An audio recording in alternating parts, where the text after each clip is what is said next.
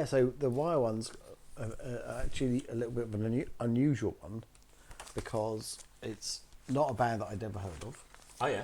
Not a band I was aware of at all, but there was a free CD on the front of, I think, Uncut magazine. Might have been Select, might have been Uncut. And it had this song on it called Outdoor Miner. And as soon as I heard it... Whenabouts? Oh, so this is probably mid-90s. Mm-hmm. And as soon as I heard it, I just was in love with the song immediately. And it was just like, this is a perfect pop song, you know, in terms of what I like in terms of songs. And it was just, yeah, it's quite a short song. It's 2 minutes 20, I think, something like that. And but it's perfect. It's melancholy. It's optimistic. It's, you know, it's just a totally beautiful piece of work the whole way around. And I heard it, the first time I heard it, I was like, right, that. I knew straight away that's, you know, it just got me. And I knew at that moment it was. And do you know anything now? Is there any insight now as to why it sort of touched you so much? What really resonated for you? Not really. It's just because there's just, you know, there's that magic, or there's that particular special thing that just connects you. And do you think is it in the music itself, or is it a lyrical thing, or is it the whole?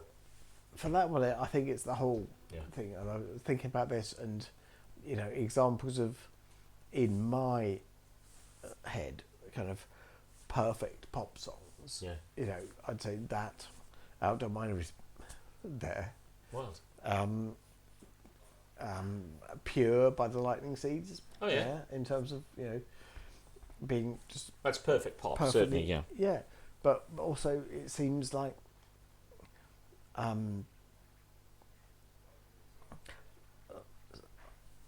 don't know. I don't know how they wrote it, but I don't know how they wrote Outdoor Miner. It might have taken 5 years, 7 years. I don't know, but it just seems to me to be one of those things that just comes out, and people just go, "Oh, we've written that, and that's great," and it kind of just naturally comes out. Do you see what I mean? Rather than had to be laboured over and honed. No, that happens in music, though. You know that people. What was it? I was looking at Johnny Marr. Talking about, because I play guitar, he said something, and I've always said this, is sometimes there are some guitars that songs fall out of. Right? And I think it was Heaven Knows I'm Miserable Now, but he got this ES335 Gibson guitar, which is a beautiful guitar, and it was the first thing he played on it. Right.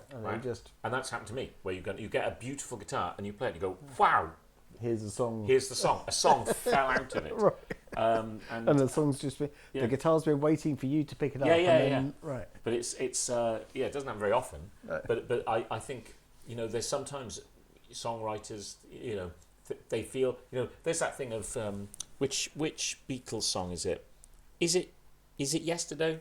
Where Paul McCartney, he says he dreamt it. Yeah. Yeah, but having that thing of asking the rest of the band, what is this?